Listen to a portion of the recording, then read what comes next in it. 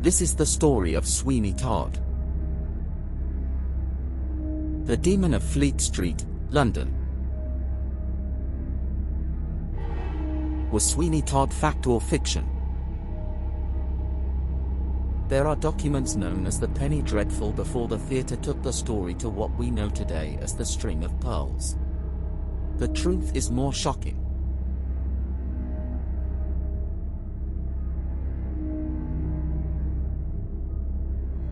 London Fleet Street is today known as the origins of the media reporting news. The dark London streets of its vices and murders had its value to the educated middle class who were educated. But the Penny Dreadful used graphical penship of common folk in the 1700s, for a penny murder and vice in the city was a welcome pastime for the less educated. The People's Periodical in 1846 first told the story of Sweeney Todd. 1785 Todd is in Fleet Street not far from Mrs. Lovett Pie's shop with underground cellars. Todd had bought the shop for Mrs. Lovett and went into partnership in Fleet Street. Todd's shop connected to Mrs. Lovett with the underground cellars in Fleet Street. Todd carried his victims' bodies through the cellars to Mrs. Lovett's pie shop and the flesh used for pies and sold to the public. We also find that the chair pulley was below in the cellars, not from above as most show in modern film and writing. The relationship is not known to go further than a money scam or other.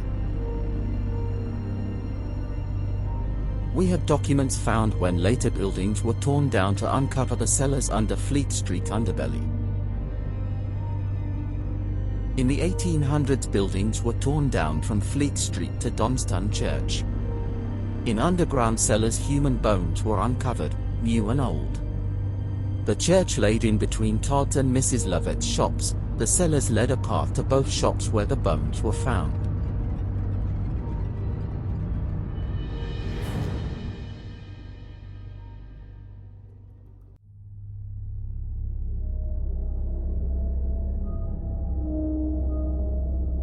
The Newgate Calendar. 1802, the Newgate jail recalls the trial of Sweeney Todd. It claims that the Bow Street runners were onto Todd when a Mr. Thornhill, a seaman, went missing and an investigation took place to which a thigh bone was found. Thornhill's doctor proved it was Mr. Thornhill. This took Todd to the hangman's noose. The court found Todd had killed over 160 men and children from the streets. Reports show one man was found with his throat cut and a broken spine with head injuries not far from Todd's shop. With the bones found in the cellars and the connection to Mrs. Lovett, records show it is more than a story.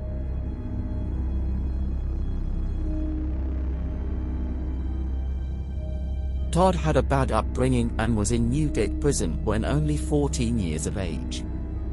He befriended a man in prison who sharpened razors and took Todd on as an apprentice. He also taught Todd woodwork. Todd came out of jail and survived the London streets. At age 19 he bought his shop in Fleet Street. His shop, as in that time, not just gave shaves but was a medical service. Pulling teeth and amputation was common. They advertised it with a red and white sign as we know today, but only to cut hair. Todd probably killed customers for their gold and money early on and at some point met Mrs. Lovett.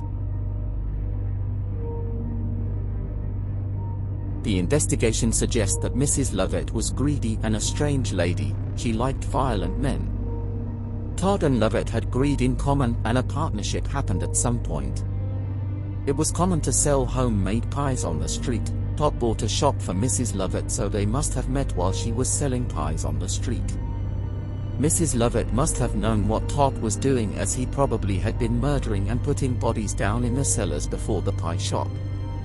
The partnership was of greed and murder, and for Todd to get rid of the bodies of the victims he killed, which became the meat in the pies she sold in the shop. Todd also had soap boys, poor children who helped in his shop. They all went missing. For 19 years Todd and Mrs. Lovett was in partnership of murder. Mrs. Lovett killed herself in prison with poison. Todd, aged 46, was hanged in front of 1,000 people in 1802.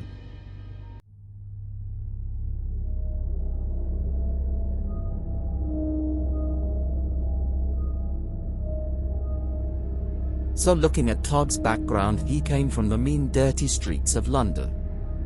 His time as a youth in prison hardened Todd further, and his gained knowledge of woodwork connects him to the chair he made with a pulley, and it is interesting that his fellow inmate that taught him crafts also sharpened razors, to which he probably was a barber. On leaving prison he was on the streets, alone and without money. These learned crafts, Todd would have used these to try and make a living, but success was limited in those harsh days. To go on and buy a shop suggests it was not a casual work ethic with luck. Todd used crime from an early age. For what he did, he was a hardened street criminal. He might have had a soft spot to come across Mrs. Lovett on the street selling pies. She, like Todd, sought greed in a partnership, full knowing the risk of gain came together, and into history.